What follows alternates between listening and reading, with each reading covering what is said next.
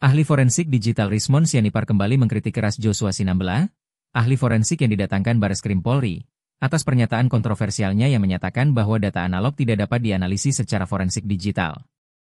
Dalam video unggahan terbaru di media sosial pada Kamis, 10 Juli 2025, Rismon menyebut pernyataan Joshua sebagai kegobloan yang mengabaikan keberadaan teknologi analog to digital converter, ADC, yang menjadi dasar analisis forensik modern, termasuk pada kasus dugaan ijazah palsu mantan Presiden Joko Widodo, Jokowi. Kritik atas pernyataan Joshua. Kontroversi muncul setelah gelar perkara khusus Bareskrim pada Rabu, 9 Juli 2025, di mana Joshua, yang diduga bagian dari Asosiasi Forensik Digital Indonesia, AFDI, mengemukakan bahwa data analog, seperti dokumen fisik atau rekaman lama, tidak dapat diperiksa menggunakan metode forensik digital.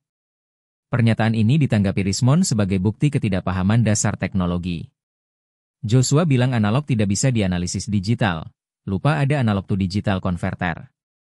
Ini lucu, seperti mengatakan mata tidak bisa dilihat karena harus dicongkel dulu, ujar Rismon dalam podcast Forum Keadilan TV, merujuk pada konsep konversi data analog ke digital yang digunakan dalam teknologi biometrik dan forensik.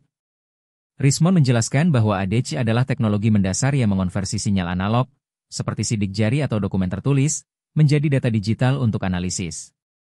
Tanpa ADC, tidak ada MRI, tidak ada pemindaian retina, bahkan analisis galaksi pun tidak mungkin.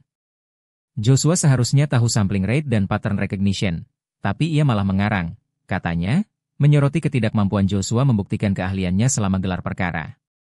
Ia tidak paham tentang laju pencuplikan, sampling rate, dalam teknologi ADC, sehingga data digital yang bisa merepresentasikan data analog aslinya. Kelemahan di gelar perkara. Rismon mengkritik performa Joshua selama gelar perkara, yang ia sebut hanya mengandalkan pembacaan SOP AFDI tanpa demonstrasi ilmiah. Joshua datang dengan beberapa halaman SOP, tapi tidak ada satupun slide, program, atau bukti. Bahkan Karopidum harus menegurnya, "Anda bawa apa untuk membantah?" Dan ia diam, ujar Rismon. Ia menilai Joshua panik dan bergantung pada narasi, termasuk ketidakberanian menampilkan ijazah Jokowi sebagai objek perkara. Rismon juga mengaitkan kegagalan Joshua dengan pengaruh Kombes Muhammad Nuh Al-Azhar, pendiri AFDI, yang ia tuduh menggunakan software gratisan seperti Fremake dan Ericsoft untuk rekayasa bukti. Joshua bilang tidak tahu praktik Nuh Al-Azhar saat saya uji integritasnya via telepon. Ini ahli pesanan, tidak mandiri, tegasnya, merujuk pada panggilan berulang yang ia terima dari Joshua. Dudukan ilmiah dan reaksi publik. Rismon menegaskan bahwa forensik digital modern bergantung pada konversi analog ke digital, termasuk analisis dokumen ijazah Jokowi yang ia nilai dimanipulasi dengan elemen modern seperti font Times New Roman, tidak ada pada era 1985. Lembar pengesahan skripsi Jokowi modern, tapi isinya mesin ketik. Ini bukti manipulasi yang bisa terdeteksi via ADC dan error level analysis, katanya, menantang Joshua untuk membuktikan sebaliknya. Unggahan Rismon memicu reaksi besar di media sosial, dengan tagar Joshua gagal dan ijazah Jokowi mendominasi X pada Kamis siang. Publik mendukung Rismon, menilai Joshua sebagai ahli gadungan yang gagal di forum formal. Namun, pendukung Jokowi, termasuk Projo, menyebut kritik ini sebagai serangan pribadi tanpa dasar. Implikasi dan tantangan.